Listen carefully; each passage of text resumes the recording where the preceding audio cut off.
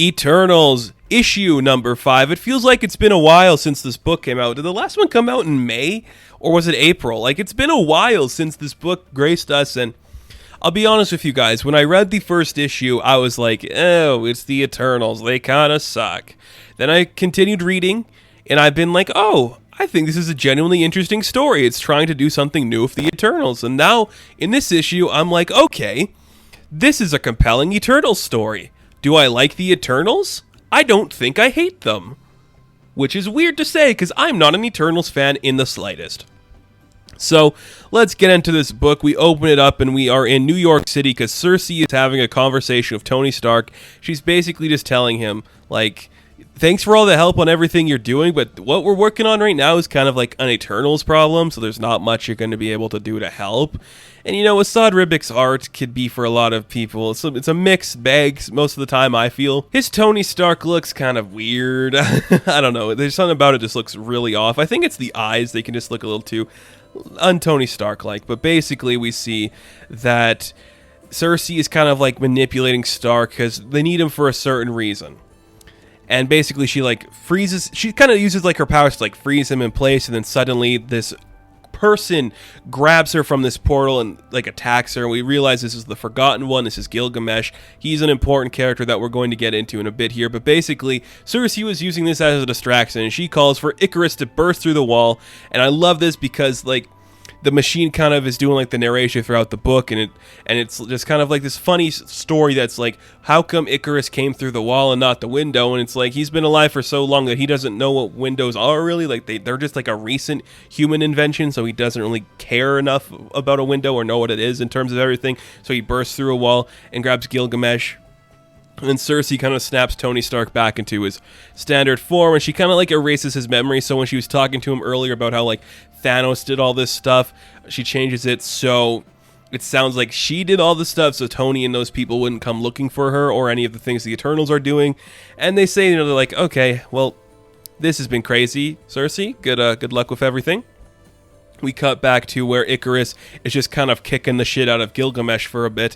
Then he kind of like surrenders a little bit, and they get into a bigger fight, but it's just really interesting. It's some good stuff. And then Thena and Kingo, they just show up through like a portal. They kind of grab Gilgamesh, they take him down, and we cut away from that scenario, and we go back to kind of like, actually, I do want to bring this up because I think this is getting interesting. Like, this book is getting a little bit more like meta, just slightly. So the machine, who's the narrator, it's kind of like the voice of Kieran Gillen, kind of, is what they're hinting at here.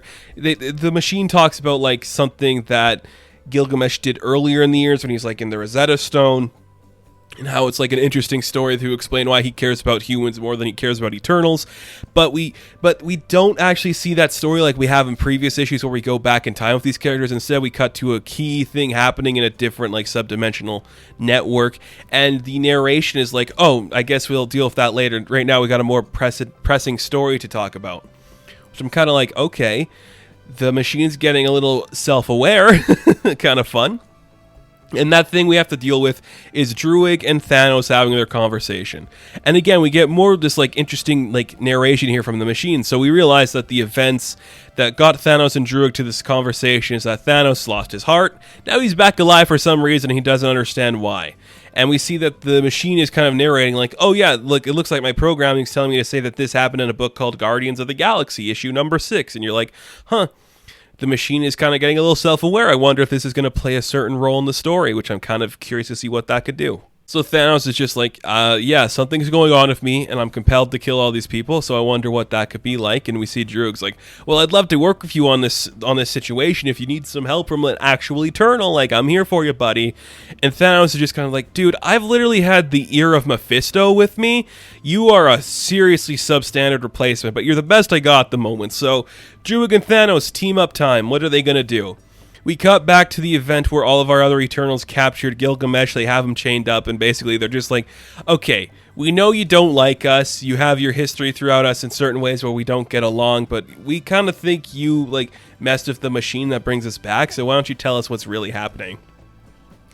And I think this in particular was really cool. I love the design for Gilgamesh in this book. I can't remember if he's worn something similar to this or not. It just looks really cool. Like, that faceless mask looks awesome. The design with the silvers and metals, it looks really cool. This is a really strong book. I'm just impressed with what it's being able to do. So there's a lot to get into in this. I'm not going to spend a lot of time talking about it, but it's just kind of like we're accusing Gilgamesh of being the person who manipulated the machine to bring them back so things didn't work. And basically he's just saying, you know, I would do things with my own hands. Like, I'm not that kind of guy that you think would sabotage things this way. I'm not a technician or a scientist, so if I had the determination and power, I would use them in a more violent way than what you're accusing me of doing. And basically, Athena is just like, I believe him. I think there are certain things he's talking about, like the protect the machine idea and like the faith in him is just kind of like, I don't think he did this. There's certain ways that he is presenting himself in this conversation that leads me to think, no, he didn't do this. It would just be too much for him to do something like this. And basically it's like, okay, so if you didn't do it, who did? And we see that before they can kind of answer that question, that Gilgamesh has some of his guys point their guns at them in case they act up. He's going to shoot them dead. Kind of interesting story. And I like it a lot. So they're like, okay, Gilgamesh, you can come with us and you can look at the machine and maybe you can tell us what you think happened to it. And they're just like, okay, are you guys going to kill us or not? And he's like, probably not. And we get this interesting scene where Ikaris is like, why don't your guys have guns aimed at me? And it's building up this tension between Ikaris and Gilgamesh, where he's like, oh, if it comes down to it, I'm going to beat you myself. And Ikaris is like, well, maybe another day. Not today, though, because we're both too arrogant to have this conversation right now. And I have somebody in New York that I need to save. So if it comes down to it, I will kill you and everybody else if it means saving this boy. And it's like, that's pretty dark. I wonder what that means. So we see it's like, okay, Gilgamesh believes him. This is all going to stop now. We're going to figure out what happened to the machine.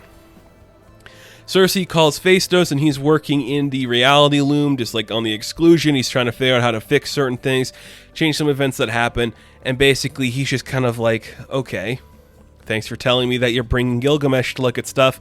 I'm not sure how that's going to help, but we'll see what happens. So Fastos is hard at work over there. Everyone's walking to the portal to go check out the machine, and, you know, we see Gilgamesh is asking Ikaris, like, who is this kid you are watching? Like, why is this person so important? And of course, Ikaris doesn't know yet, but we see that it's Toby Robson of New York, and he's in safe hands at the moment. And we see Toby and Sprite just hanging out on a park bench, just talking about stuff. And, you know, Toby asks, you know, do you ever think about death? And of course, why would Sprite think about death? You know, they got so much other shit going on. Death is hardly on their mind. But Toby's worried. He's like, like when our cat died, I like kind of lost it for a bit. And then, you know, like kids at school are saying that, you know, like maybe like parents give you pets so you become comfortable with the concept of death. And it's like he starts to like really worry about it. He's like, that doesn't make any sense. If that's just more things dying around you. So why would you ever you're never going to get comfortable with death. Toby is kind of just like worried about it. And he's asking if he's going to die. And what is Sprite? Sprite doesn't know, but she's like, you know, Ikaris doesn't think you're going to die, and I'm sure he's going to keep you alive for as long as you're going to need to be alive. And of course, Toby's just kind of curious, like, have you killed any people? And she's like, oh yeah, I've killed oodles of people. Because she has, you know, Sprite's killed a lot of people. So we cut back to the machine, the exclusion, and we see that Gilgamesh is looking at it. He's like, well, there was something happening here, and it looks like the machine was sabotaged. Like, this circuitry was done a certain way. There's certain things about it that you could have found the flaw here. Like, this is how I would have sabotaged it if I sabotaged it. And the only other person I told who knew how to do things this way was Fastos. And everyone's like, oh, so we cut to Fastos, building his machine. He's got that voice in his head like, Fastos, are you there? We've seen the machine has been sabotaged by the Forgotten One's method. And he said that you're the only other person that knows how to do it. And there's like, what have you done? And then he hangs up on Athena in his own head. He like cuts him off. And we see that Fastos, who has normally been portrayed as the pacifist and like the one who does not want to get involved in war throughout this book, is just kind of like doing something evil. And he's talking to Thanos, and he's like to Thanos, yo, okay, someone's in the exclusion. They're coming for you. You got to stop them, okay? They're literally here now. You got to stop them. All of our plans are in jeopardy. So Fastos is supposedly evil now, and they're also all kind of like, there's got to be some reason he would do something like this because he's a pacifist. If he did this for a certain reason, there's something we are missing here, and whether it's for good or bad, Fastos has something else going on. He's kind of scheming in a different way. So we have to figure out what that is. So they're walking back through the portal, and as they're headed back out to where they used to be, Thanos is there waiting for them. And I really like this interpretation of Thanos. It's big, bulky, and the red eyes just really sell that there's something wrong with him, and he's kind of like being manipulated in this situation. I really, really enjoy that. It just looks so intense and creepy. Very enjoyable stuff. Very good stuff with Thanos, too. We do see that now the machine that Thanos was working on, he does kind of break it down now, and he's kind of talking to himself, trying to like figure out what's going on. And we see that he's just telling himself, I'm just destroying the Eternals. I'm not destroying the Eternals. He's trying to like justify what he's doing.